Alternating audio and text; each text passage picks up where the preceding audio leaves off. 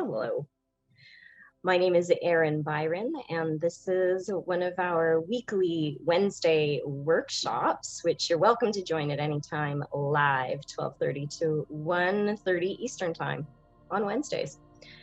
Today, we are applying yoga and expressive arts to living into our intentions.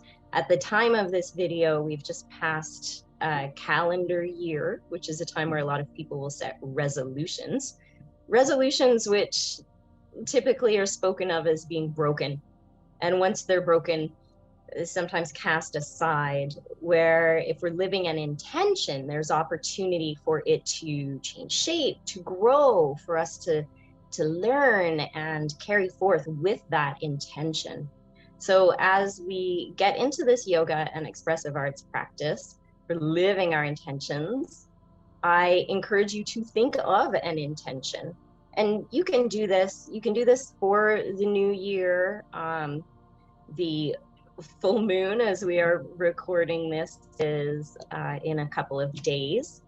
So sometimes people will do this with every moon cycle, sometimes on the full moon, sometimes on the new moon, sometimes both. Birthdays are another time where people do tend to do these sections and set intentions. And holidays, various holidays throughout the calendar year, and September, right after Labor Day.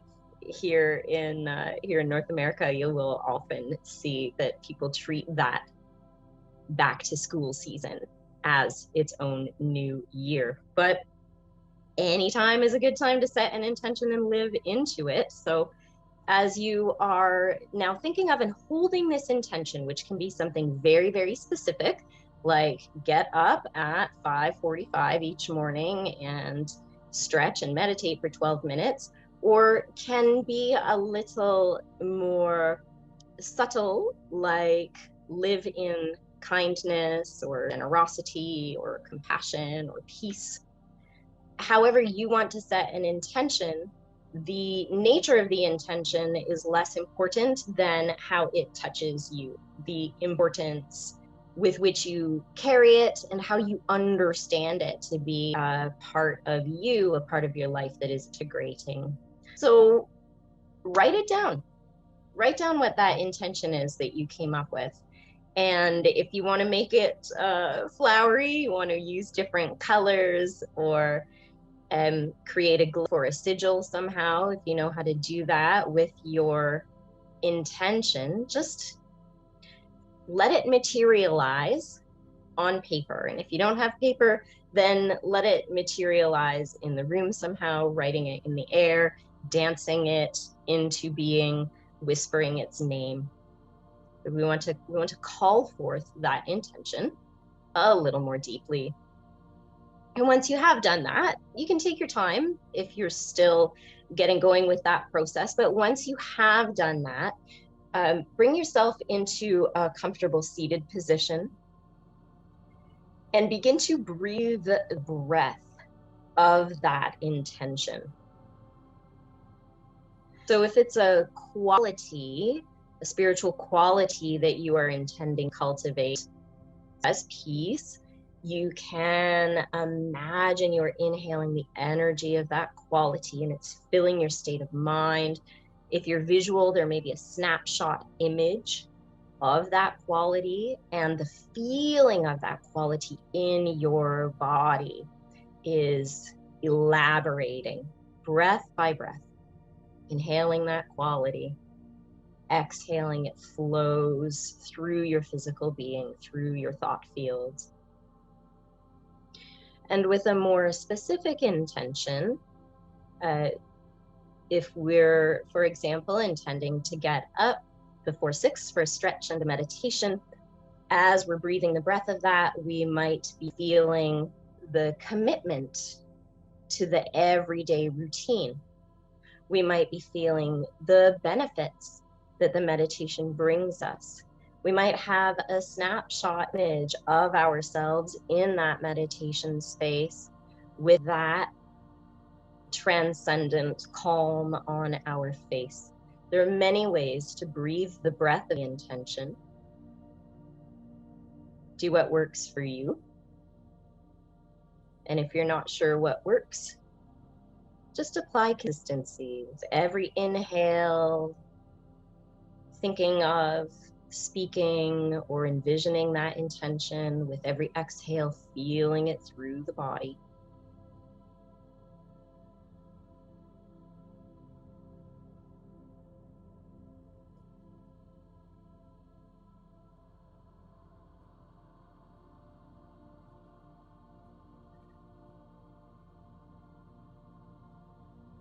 You're welcome to give yourself a few more breaths with this. What we're gradually moving into now is the shape that intention is bringing to the body. So living into the benefits, living into why we have chosen this intention, feeling it in ourselves, focusing on the goodness of it.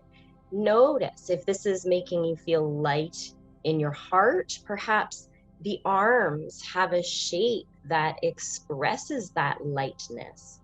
If this makes you feel strong, then maybe it's coming into a standing position. Wide legs, knees bent, those big muscles of the thighs, finding groundedness, empowerment, much, much power in our legs, physically, of course, but also energetically, emotionally. So as big or as small as it wants to be, these breaths of intention, inhaling intention, exhaling, letting it flow through the body, feeling its presence, feeling its energy, seeing it. We're moving into the physical shape of that intention. And once you've found that physical shape, whether it is a silhouette shape, whether it is dynamic, continuing to move and change, interface with this physicality.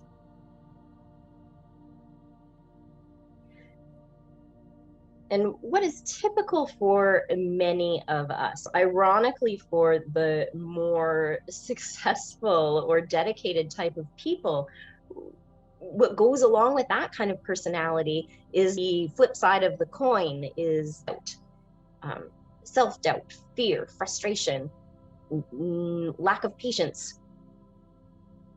So if we're thinking now about ways that this intention has challenged us in the past, or that we fear the intention challenges now, notice what happens to the body as you think about the obstacles to this intention. So if you're working on something subtle, a spiritual quality like peace, maybe what comes to mind is impatience, tension, frustration, self-righteousness. And a more specific goal, like getting up to stretch and meditate, maybe we don't trust ourselves to listen to the alarm. Maybe we don't trust ourselves to go to the practice, but instead we'll wind up cleaning or reading instead. And for me, I know that feels defeating. Immediately I start to curl in on myself. I want to hug, like, oh, what if I can't do it? So you're letting your body into that opposite space from where you just were, into the doubt, into the fear, and shaping it, and physically letting the body come into that. And some of you, if you're familiar with yoga postures, there might be familiar shapes where you're insecure, that you don't like to do very often, and that might be the shape.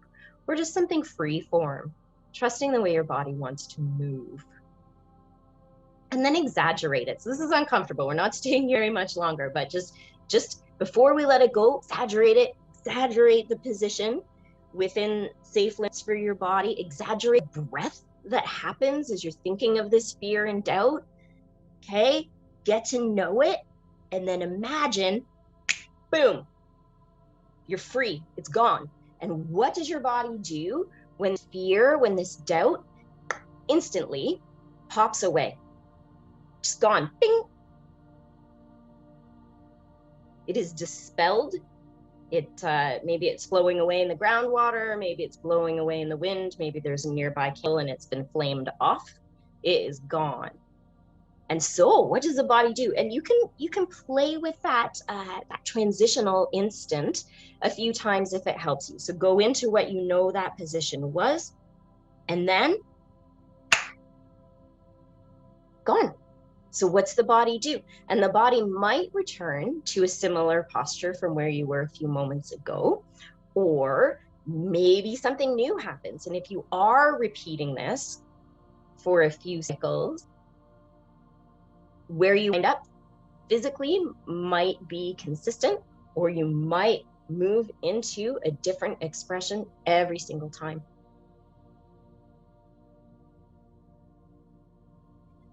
And this is benefiting us. The reason we're playing with this is that every thought or feeling that we have has a corresponding reaction in our body and our energy, and also programs our belief systems and our relationship to our spirituality, to what we understand about ourselves and the nature of life, the nature of reality.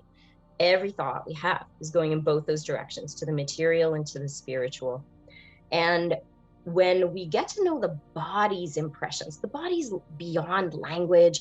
Our energy is feeling and sensing and interfacing with the world in a very pure, untainted, unfiltered way. So when we encourage the body to express what's going on, we actually get a clearer, or more honest, at least, read of what's going on inside of us. So let's let all of that go now. Thank our bodies for playing along. Thank you for your curiosity and exploration. And just 3 to 5 times, whisper your intention to yourself again. You're on your way to standing now. And as you're standing up, just whispering that intention: peace, early rise with stretch and meditation. And once you're standing, create a triangle base with your legs. It doesn't have to be too wide. We want at least hip width space between the feet, maybe double shoulder width to give yourself a broader base. And then lifting just the right arm up, see how long you can make the entire right side of your body. Right from the blade of that foot, up the leg, ankle, knee, hip, waistline, every single rib separating from its buddy, lifting out of the underarm space. We're not just scrunching the shoulder, but we're feeling length all the way along the arm, through the fingertips. You just spread your fingers as wide as you want to up there. Have a little look at your hand. Hello, hand. It might wave back. And then bring it down.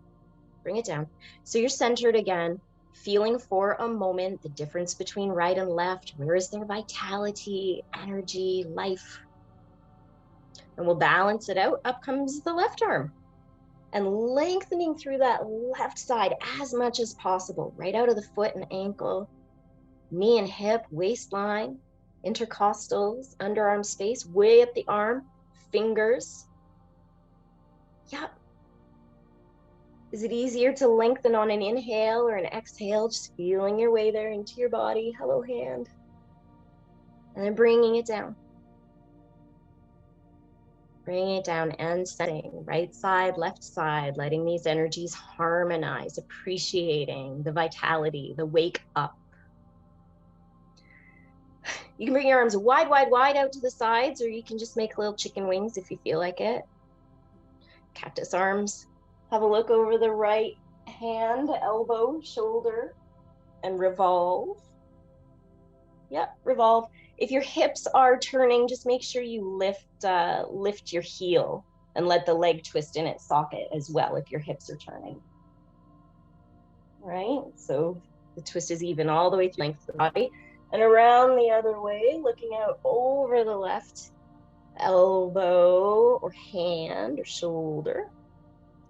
So the alternative is that your hips just aren't moving, as if they were encased. You're stable through the hips and the twist just at the waist. If you're moving your feet back to center, let it come down. Just feeling. How is your breath different now compared to earlier in today's practice? What happens when you think or whisper that intention again? And then we'll open ourselves to that intention.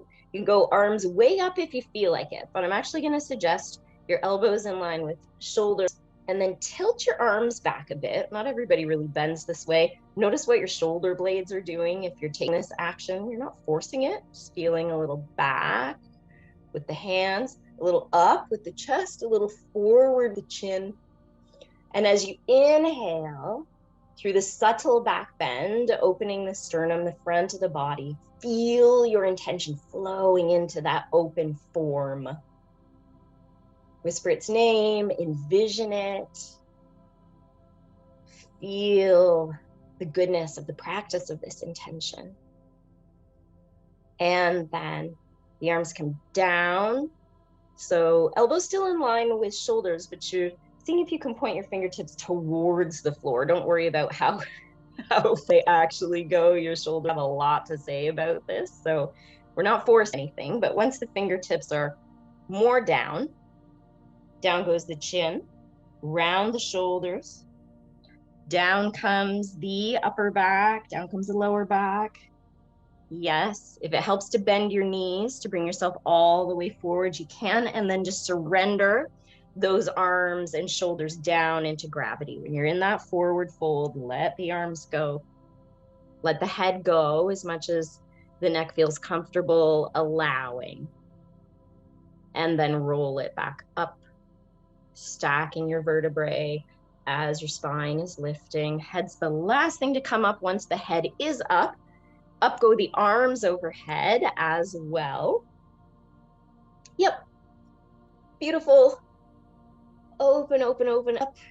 And gather while your hands are up there. Gather, gather, gather the energy of that intention. Bring it down into the crown, filling your mind, your belief systems, soothing your emotions. Bring it down past your throat, the expression of that intention, down past your heart, living, loving it, down past your solar plexus, the purposefulness, the identity in that intention, down past the low belly, that storage house of prana, that intention integrates down through the roots, grounding that intention. If there's any other movement or breath you're looking for right now, give yourself that, and then turn to your expressive realm, music, dance, visual arts.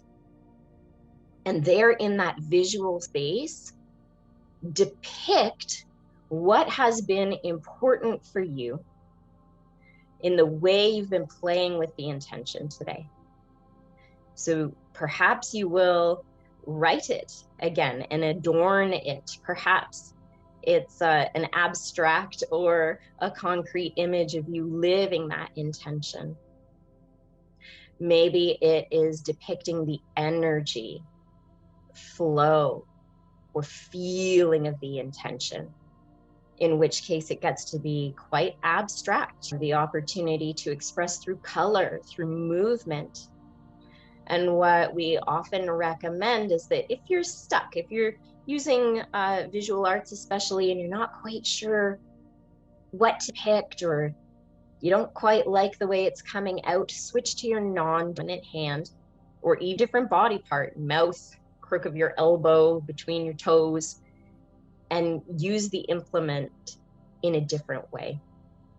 Just get the naysayer off our backs and simply express whatever wants to come through us. And the intention of this expression now is to in some way convey inspiration around that tension.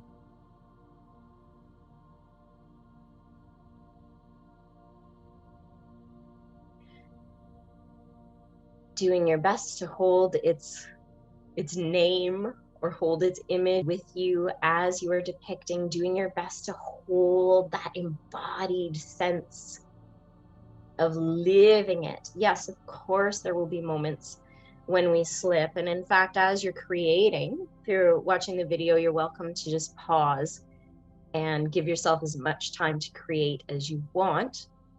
But I'll share a bit about how we know change actually works. So it's not just like flipping a switch. I'm either doing this or I'm not doing this. It is a process, and the process starts with no process, pre-contemplation. where we're not even thinking about a change. But as we come into the cycle of change, contemplation, should I change this thing?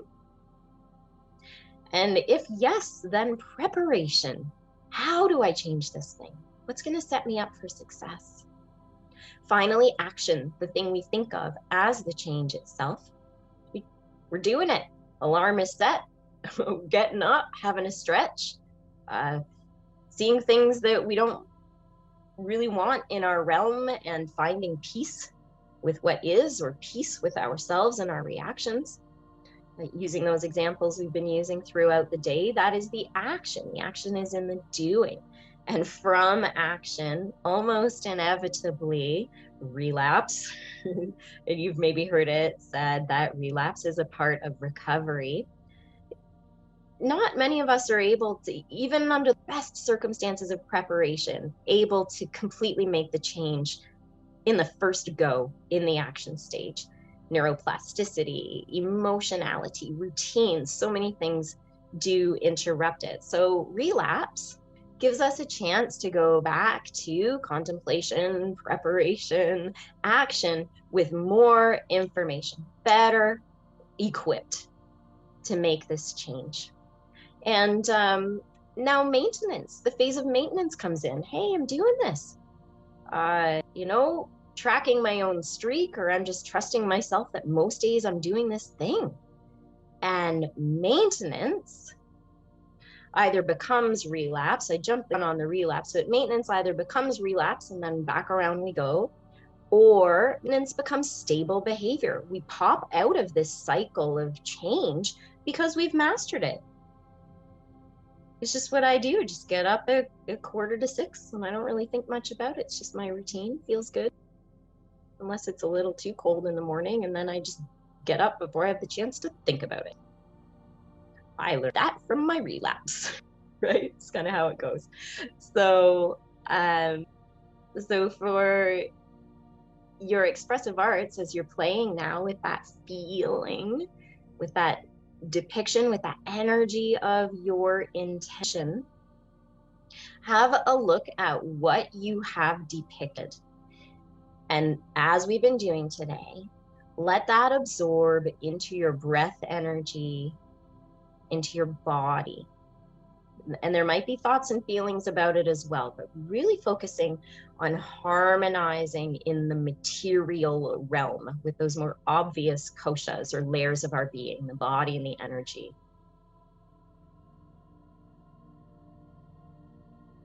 And if there are additions to be made, if there's a little bit more that this is looking for as an inspirational or expressive tool, you can add that in. Please do feel welcome to post your depictions, your thoughts, your intentions to the group. A shared intention is an exponentially amplified intention. So it's not just like if we have this intention and we tell one other person, now there's two. It's like there's four, right? It's because the way flow works, or the forces of the energy, or how the force, however you want to think about that, the way it works is that as we are putting this into the collective thought field, the magnetics of it, or the energy of it, or the potential of it becomes charged, enriched. So sharing means that not only are you supporting yourself with the idea, but everybody who sees what you posted or what you're sharing is now holding that intention with you, is praying or wishing for your good, for your continuance with your intention. And likewise, it helps us with our intentions, because we know there are others in the world who are similarly efforting, tapas, discipline, in the direction of personal growth, health, purity, goodness. So thank you very much for that sharing. Today we've been convening, privileged to convene on the traditional land, the Anishnawbe, Haudenosaunee, and neutral people along the Grand. I do encourage you to look into The original caregivers of the lands, airs, and water was near your world as well. Join forces with these caretakers as in the material realm we are striving towards unity, purity, goodness together. If you have any questions, reach out to me in the description below. There's the contact information. There's a link for these weekly workshops if you want to attend live. And thank you so much for your attention.